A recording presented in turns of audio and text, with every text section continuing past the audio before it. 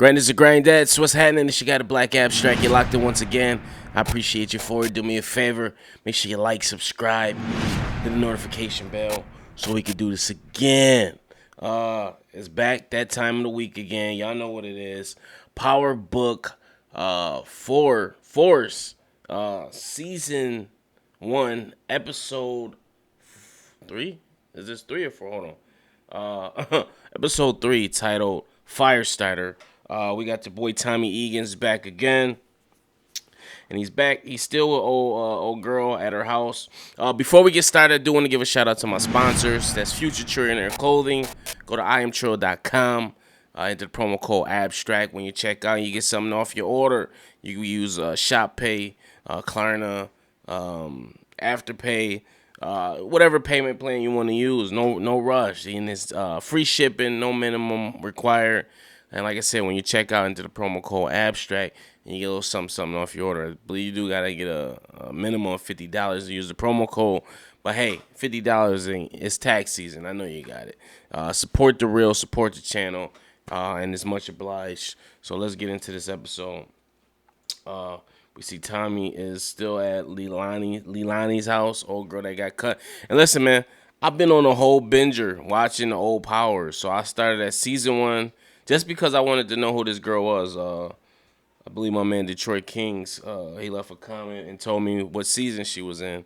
So Leilani, if I'm saying that correctly, was in Power, the original seasons, or season 1, episode 1 and 3. I believe she's in 2 as well.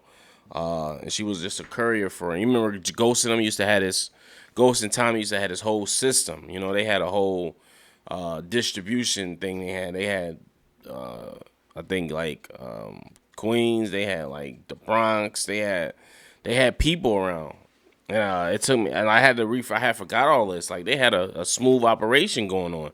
And then somebody was knocking off all their peoples, and they were trying to figure out who in their organization was doing it, who was trying to get ambitious and take the top spot. And as we all know, it was Kanan pulling the strings from behind bars. But yeah, man, I had forgot all about that. And she was in there, and the girl with the pink sneakers, I actually wound up getting to her. She got wind of her, and she wound up pulling a knife out and cutting her face. And she was in the hospital for a little bit. And then Tommy wanted to get rid of her. I believe she had a relationship with Julio.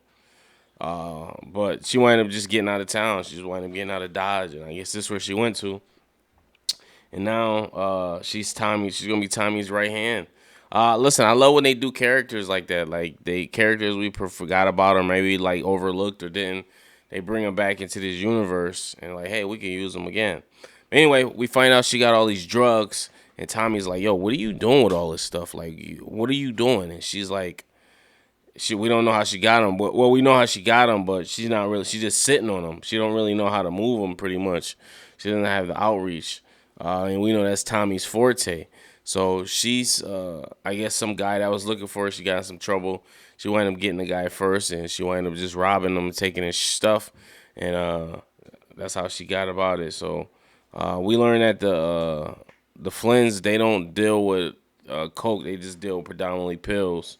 Whereas CIB or CBI, they deal with more of that coke type stuff. So Tommy's trying to come out with a plan to kind of combine all forces, similar to how he did in New York, kind of like a conglomerate to where it'll be equally beneficial for all parties involved. And we see what happened with that. We see the cop from the episode, the first episode, who introduced himself to Diamond in the shop. We don't really know who he was. Diamond didn't even know who he was, but I guess he's just a cop that's on the payroll for, I guess, everybody. So right now we learn he's working for the Flynns, and Junior's giving him a payoff, and he's trying to get information. And, you know, they get into a little scuffle or scat. And Junior's actually bailing old boy that Tommy broke his hand out of jail. I don't know if his hand was still broken. I didn't peep that. Like, it looked like it was healed. I'm like, okay, ain't no way that should have been healed that fast. I didn't see, though, if he had a cast on there or not. Let me check real quick. Let me see. Yeah, he wound up getting that loudmouth out. I'm like, why would you even get this nigga out of jail? This nigga's a loudmouth. That's his man though. Nah, his arm is completely fine. Her hand, like, dude, you would have had a cast on. That's a mistake or error on the production team's part. Um,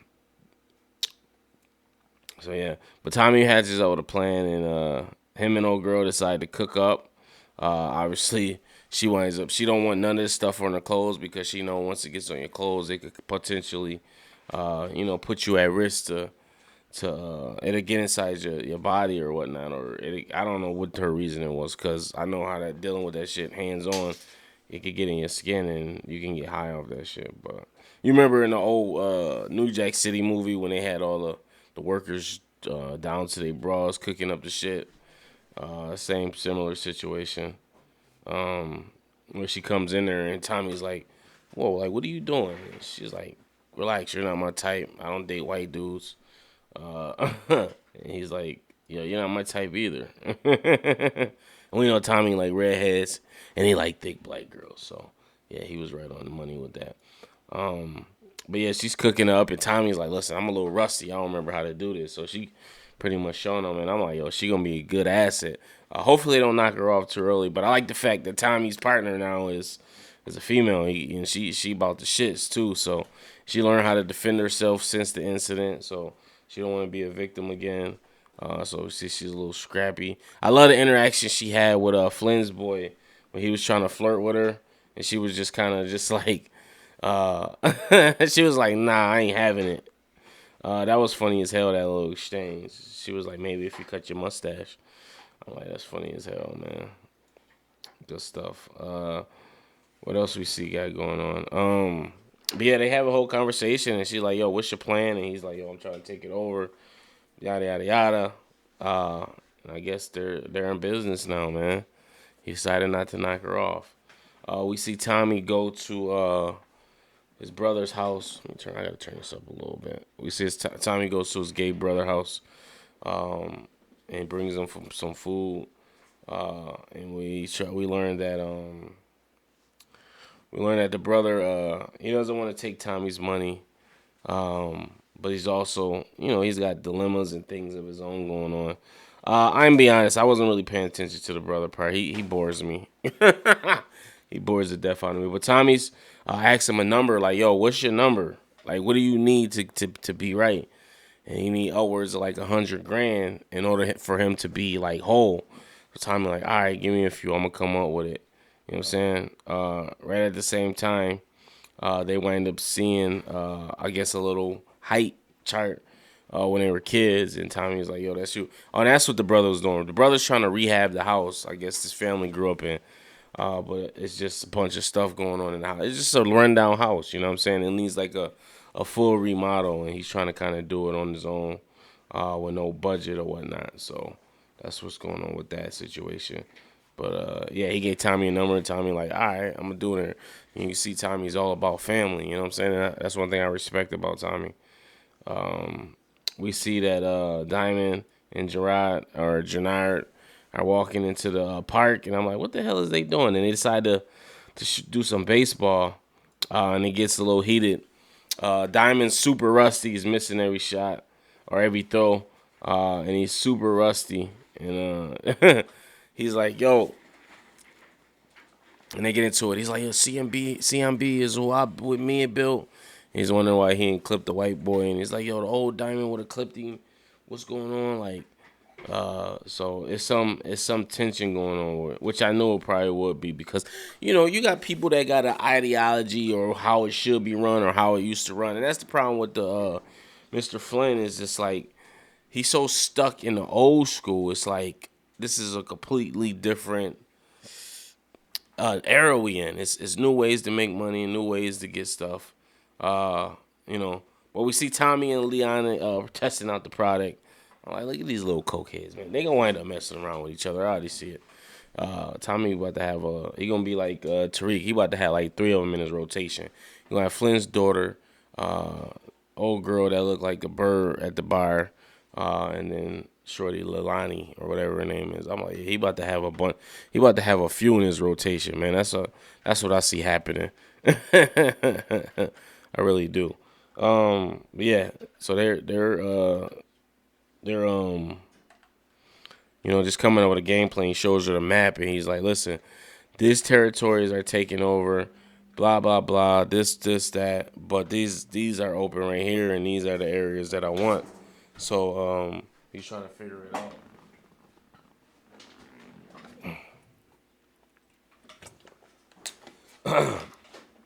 And Tommy, one thing about Tommy gonna figure it out, man. And he got a little partner with him and whatnot. But yo, that scene where the brother he was like, yo, I built this right here, and he threw the ball at him, and he's just like, yo, I knew it right then and there. I was like, yo, it's gonna be something going on with these two guys. They about to have a little fraction. Dude is a hothead, but I mean, he's been out, he been holding it down, and he told him like, listen, man, I built this. Like, you wanted a seat at the table. He's like, I had this before you was trying to get a seat at the table, but he was like, yo, he's like, and I gave it to you when you left. He's like, yeah, but I held it down. And what he does, he done held it down for 10 years since you been gone, or 15, however long you been gone. He done kept y'all shit popping and relevant. He done made sure you came out in a comfortable position. So Diamond gotta respect that. Diamond is kind of more like, I don't know, he remind me like a ghost type of character. But yo, we do see that cop recording him. So he's working for the Flynn's, trying to I guess get information about what they doing, because the Flynn's don't like him, and we learned earlier that or later that dude is a racist. And he pissed me off. He's like, "Hey, blacks are parasites." I'm like, "Oh man, this one is smoky."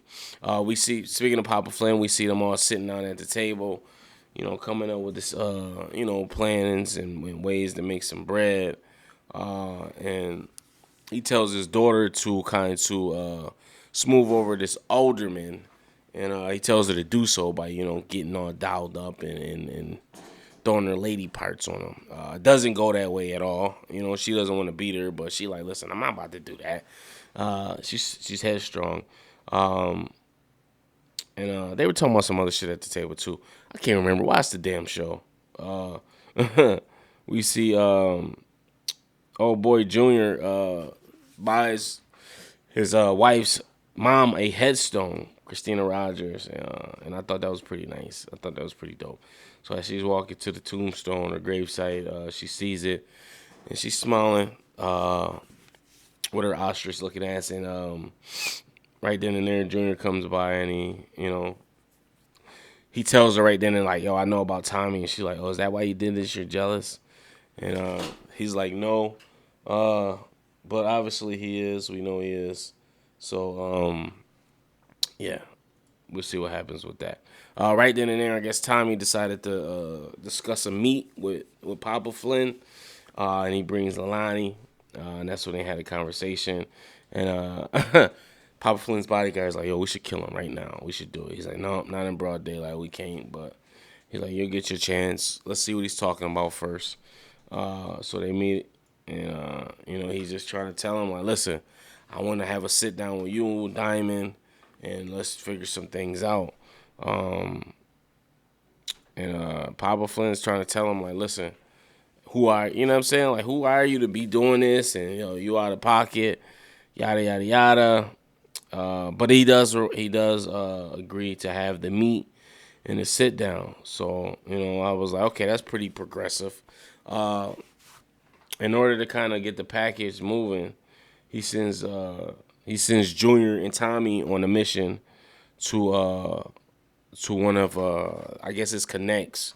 They got some money, and they go in this apartment. This dude's, he's all high, he's all strung out, he's doing whatever. He's naked. He got coke. He got some poor girl there against her will. He got a big ass revolver sitting there. He got his bodyguard. He's DJing. I'm like, yo, this is all messed up. So Tommy like, listen. Tommy feeling the vibes. He like, yo, we got to get up on out of here. Let's go. And then Junior like, yo, blah blah blah. Tommy tries to help the girl, but then he like, you know what? Let's back up. Let's leave. So as they trying to leave. He like, yo, nobody's going anywhere. And he pulls the pistol out on them. They pull out. Tommy pulls out on Fat Frank, who's on the keto diet. He's not fat anymore. And it's just all mayhem broke loose. So he's just like, yeah, yeah. And I was like, oh boy, his days is number. I didn't think they was actually going to kill him because he was, he was one of the part of the system. But I guess it was like he was just too unstable. And he pulled a gun out. So that's super disrespectful. But he's too unstable. You know what I'm saying? He could do anything. But Tommy winds up, as he's about to shoot Junior. Junior winds up shooting his gun off. At the same time, Tommy dismantled Fat Frank's gun. And he's like, yo, I got 4 kids. I got 4 kids. So he lets him go. He tells him to get the girl out of there. And then he gives the pillow to JoJo or Junior. And Junior pulls the trigger and does his job. They meet back up with the dad. And he's like, yo, what the hell happened? And Tommy's like, yo, things got a little out of control. He's like, yo, I'm talking to my son. So the son breaks it down what's happening. And he's like, yo, I got to make a phone call. He's like, yo, he ain't going to be making no more phone calls. I don't know what you calling him for. But I'm like, oh, that's gangster. Like, the fact he said that. But he winds up having them go meet somebody else. I guess who is equally, yoked. And has, their stuff together. But more so, he has them go get Diamond to have them meet. So they're at the boxing ring, and he challenges. He wants to be down. Janiyah's like, nah, it ain't happening. Because he's trying to talk to Diamond, specifically because he got a better relationship with Diamond, and Diamond's more understanding or more willing to hear him out, and he know how Diamond knows how the game works. So he killed them people for him, so he know Diamond owes him that favor. And the favor is, at least have a sit down or conversation with me, and we could figure out what's going on. So him and his brother decide to get in the ring because they have a disagreement, and whoever the winner is obviously gets to branch out and do this other business. So they get in the ring, and it was kind of close at first, and then Diamond just started getting me. And I was just like, I didn't think he was pulling his punches. I just thought, he the bigger brother. He just fresh out of jail. He obviously gonna be stronger or whatnot. But we learned later when he's talking to Jeremiah, I guess he supposedly threw the fight. And I'm like, nigga, you ain't throw that fight. You just got your ass whooped. So yeah, I'm like, okay, that's crazy. And they were making bets at this side. He's like, yo, I got 500. Who you got? Who you got? He's like, yo, who you got? I'm like, yo, this is crazy. Sorry about that. Like I said, the sister man with the older man, she's just giving him her ass to kiss. He's trying to drink his wine. It's a hint of lemon, 2 eggs, and parsley. Fused with. I'm like, dude, you fucking nerd. She don't want to hear that shit. He brings the fact up that she likes girls. We both like to go down or something like that. I'm like, bro, you losing cool points by the second. Just stop while you ahead. Like dead ass. But she winds up leaving abruptly. Night's over, so she didn't accomplish her mission for Daddy. That she was supposed to do. But they were talking about the kickbacks, and he was saying that if it wasn't for the kickbacks, your family would be locked up for all the stuff they doing. And I'm like, okay, whatever. Tommy winds up meeting with Scarface. Lilani at the apartment. They're discussing some stuff. They got the package, and they saying how they didn't really move anything. I'm like, okay, this is crazy. We see Tommy reaches out and sets it up. And they have the meet. Everybody shows up. And as they're having a conversation, and things just, were civil, and then it just got worse. We see they have no respect for CBI or CIB or FBI, whatever the hell their name is. Just due to past history, you know what I'm saying? We learned out that Flynn took out 9 of Diamond's guys, and Diamond didn't retaliate. I don't know if it was sign of good faith or is it more so he had got locked up at the time. I honestly do not know. But Flynn's getting super disrespectful. Like I said, he called him a parasite. And you see right then and there, he really don't have any. He don't have any like reservations, or not reservations, but he doesn't see them doing business in the foreseeable future. And I was just like, oh, why you keep coming at this dude like this? But you learn right there, he's a racist. He's a racist. Oh, you remember that song? He's an asshole. He's an asshole. It is what it is, though. Let me see what we got next. Oh, and Shorty put up on Tommy, the sister. As they're leaving the bar, we see that the FBI or whoever is watching the Flynns, so they do have eyes on them. And this isn't the one cop, so somebody's going down. And they take a picture of Tommy, and they're like, "Who's the new pitcher or who's the new player?" I thought this was the cops from L.A. or NY, just coming to do a follow up or like figure out like they had a run on them. Tommy's driving away and he gets cut off by daughter Flynn, and she tells him he's handsome, and I love when Tommy was like, "Who is this walking up on me like they're super double OG, like they got the balls to go?" Yeah, I was like, "Yo, I love the way he said that." But she makes a business proposition pretty much from because the dad's been acting like a sucker, and she says she got a new drug that'll change the future. And we see that it does. That shit glow in the dark. And for some reason, it looks good when she's in bed with females. It just looks 10 times better. But he agrees to kind of meet with her. And I'm like, that's pretty dope. Jerome, or what's her name? Gerard and Diamond decided to, I guess, go their separate ways. So, because we see Gerard and Jeremiah talking, and he's telling them like, "Yo, I threw the fight." He's like, "Yeah, it's gonna be separated, and people gonna pick sides."